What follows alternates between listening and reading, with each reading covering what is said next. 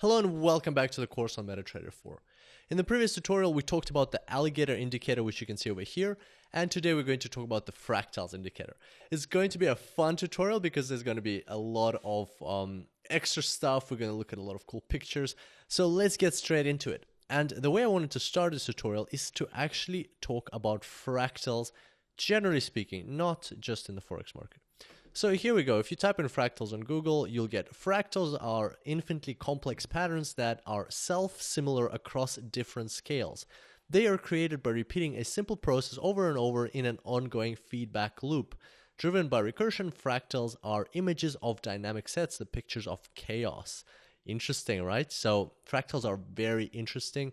They are related to chaos, geometry, roughness, non-idealistic non-linear mathematics and things like that. So here's some cool pictures. So these are fractals, these are fractals, these are fractals, and you can computer draw them as well. So these are fractals, fractals, fractals, fractals, fractals. You see, that's pretty cool, right? So you can see how it's repeating itself. Fractals, everything here is fractals. And a really interesting fractal was introduced by Benoit B. Mandelbrot. This person over here, a mathematician who created a formula, so I won't go into the math right now. It's a complex mathematics formula. But the fractal that resulted from this equation looks like that. So there's the fractal, and basically the thing, why it's called a fractal and what you will see now is that it's got a simple equation, but at the same time it's infinite. So the line that goes around this shape, it is actually infinitely long, even though the shape itself is compact. So the shape itself has a limit. It's not MetaTrader 4.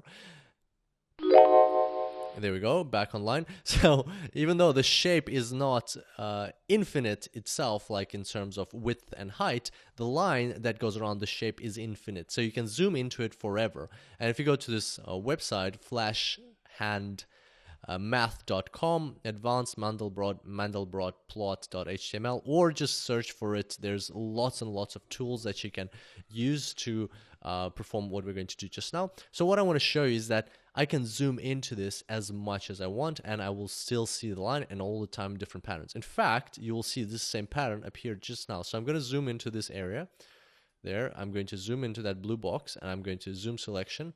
As you can see, there you go. That's the same picture that we just saw. It's contained within itself. So this line that is going around the fractal is infinite. So you can keep zooming in. You can zoom selection. There it is again, right? If you get bored of that, you can zoom to a different bit. You can zoom in here, and it never stops. So you can always zoom in, and you will always see things recurring again and again. So similar pictures, you will be easily able to find that same picture if you really search for it. So somewhere there. So now I'm going to, for a bit more fun, you can just keep zooming. I'm going to show you a Mandelbrot zoom on YouTube, so you can search these. And I know this is very, very nerdy, but I kind of like this kind of stuff. So, geeks all over the world, they have contests who can zoom in further. So this one is a zoom 10 to the power of 227. That's the magnification that was achieved in this video. And I actually specifically picked out a slow one so it doesn't look like just random pictures from a discotheque on your screen. So you can actually kind of follow along how the zoom is going on. So we're actually zooming into a real mathematical equation here. It's just got different colors to make it look pretty, but in reality, this is all one mathematical equation. And what else? But you can find really, really fast ones on YouTube. And like if I switch the music on here, this one doesn't have music, luckily, because they always put interesting tunes into them. So you can just keep following, and it just keeps zooming, and they have all they use different colors. So I encourage you to explore this further. Fractals is a very, very interesting world. Here you can actually see the level of zoom, 10 to the power of minus 40 right now. So that's how many times we've magnified the original image. Actually, now we don't even see that anymore. So, just some really cool images. Those are fractals in the real world. So what have fractals to do with forex trading? Why are they even mentioned? And I'm going to switch this off before we get hypnotized. So why are fractals even mentioned in forex trading? Well, if you think of this definition that we had here, they are created by repeating a simple process over and over. This one, the pictures of chaos, and or this is the part I was actually referring to. Fractals are infinitely complex patterns that are self-similar across different scales.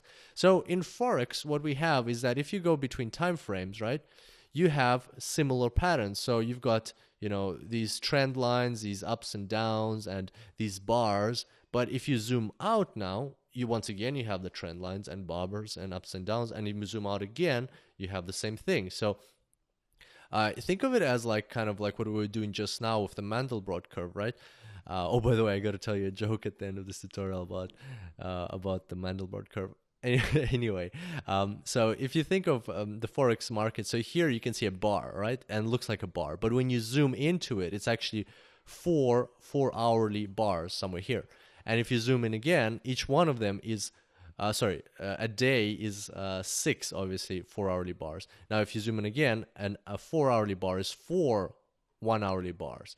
An hour is 2 30-minute bars, and so on. So basically, we're doing the same thing as we were just now, and therefore, there you can see the similarity that on one hand, we're zooming in and we're seeing this recursion of the same components, the structural elements of our chart. They're repeating themselves when we zoom in, and also the chaotic part also makes a lot of sense. There's no apparent structure on the forex market, and that is what fractals are about. In mathematics, they are about a way to describe chaos in a non-chaotic way, or they attempt to do that, and that's why we have fractals in the forex market. So I think it's a good time to take this indicator and drag it on here. Okay, great. And as you can see, it's a very simple one. There's no input parameters. You don't have to worry about them.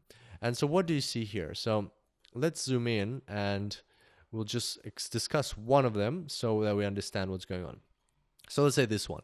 How is a fractal formed? Or why is a lid put on top of this bar, not any other bar? Well, a fractal by definition is a bar where the high, in this case, this part of the bar, is higher than the highs of the two on the left and the two on the right. So over here and over here. And a low fractal like this one is one where the low is lower than the lows of the two on the left and the two on the right. So in all, you have 5 bars that you're considering, and what you want is you want the middle one to have the lowest low or the highest high. And that way it becomes a fractal. And so sometimes you can see that they take turns, up, down, up, down, up, down. Sometimes, which is a bit harder to find, but here, for instance, you see that they can be 2 down fractals in a row. They can be more, and they can be 2 up fractals in a row, like here. So sometimes you won't have a fractal for a while, and that's obviously when the lows are, or the highs are continuously increasing or decreasing. And so how are fractals used, and what's the whole point? As you can see, they're telling us they're breaking up the chart into these elementary building blocks. So an elementary building block for fractals, for instance, in this case, is considered to be 5 bars, 2 on the left, 2 on the right, and that'll be a fractal, right? And so we visually can break it down. So okay, so there's a reversal. They are indicating the most elementary reversals on your chart. So the chart reversed there, the chart reversed there, the chart reversed there, the chart reversed there, the chart reversed there, the chart reversed there. So it's a way for you to quickly see this pattern. So you could even take out the whole chart itself, just remove the chart and just leave the fractals, and you would be able to reconstruct in your mind the picture that the chart is presenting, roughly, not ideally, but roughly you'd be able to reconstruct it, and you'd see that, okay, so the chart went down, went down, went up, went down, went up, went down, went up, and so on. And so as you can imagine, the fractals, they are an indication of a change in trend. So whenever you see a trend down, like that, it'll always be preceded by a fractal, which makes sense, right? So if the chart was going up, then it started going down, obviously there's going to be a fractal at the top. Or if you have a trend, let's find a trend upward. So there's an upward trend. There will always be a fractal at the start of the trend. Here's another one, a fractal at the start of this part of the trend, a fractal at the start of this downward trend, right? So in that way, some traders choose to use the fractals to like find these trends and enter them. The problem though is, well, two problems. First of all, as you can see, there's too many fractals, and you would be entering into buy-sell positions too often. And some say that the trends on the market, they take up about 15 to 30% of the time. So most of the time, the market is in actually a flat movement. So with no doubt, you'd be losing money if you'd be entering and exiting on every single fractal, hoping for it to be a start of a trend. So that way, that's one of the problems. And the second problem is that the fractal indicator is naturally, through its definition, is a lagging indicator, because you need at least 2 bars to the right of the fractal for you to see the fractal. You have to, like, you will only get the signal 2 bars later. So once this bar is completed, we will know for certain that this is indeed a fractal. Whereas at the moment, this bar can go down, like lower up to here, and that will no longer be a fractal. So you always have to wait 2 bars before you can your fractal is confirmed. For instance, this fractal is indeed confirmed now, and perhaps this could be a start of a downward trend. We don't know. It might not. So traders who choose to use fractals might be interested in this situation. So that's the second problem. But generally speaking, if the lagging problem is not that much of a problem, because if you have like a long-term trend, then losing 2 bars at the start doesn't really make that much of a difference, because it is quite a long trend anyway. So the main problem, of course, is the first problem, that there are too many fractals. Well, that's when the indicator, the fractals indicator, is normally combined with other indicators, and that's when we kind of get to the point, why did I leave the Bill Williams alligator here on the chart? Why didn't I remove it? Well, that's because it used to be a popular trading strategy when you combine the fractals with the alligator. And so if you combine the signals of the two indicators, then kind of the chances of getting all of these false positives reduces, because you have the lines of the alligator to help you understand whether it is a flat movement or not. And then once they are in a position that precede a trend, or that are about, like, it looks like the alligator is about to explode, like we talked about in the previous tutorial, then a trader would go ahead and find a fractal that would work together with this indicator, with the alligator, and look for an entry into the market there. So that's actually a good example of how to combine two indicators. So use one as a signal, one as a filter, or the other way around. Once again, this is not trading advice. This is just some thoughts about how to combine indicators and how fractals work and how they were used historically. Have a read about this. Look for these things online, and you will definitely find lots and lots of information. And maybe it will, inspire you to learn further about indicators. And so that's us about fractals. You can always move between different time frames, and you can see the different fractals on different charts. And so this is the 4-hourly time frame. So here you can see that was an interesting fractal. That was an interesting one. Here it looks like there's, of course, because there's less noise on this chart, it looks looks neater here.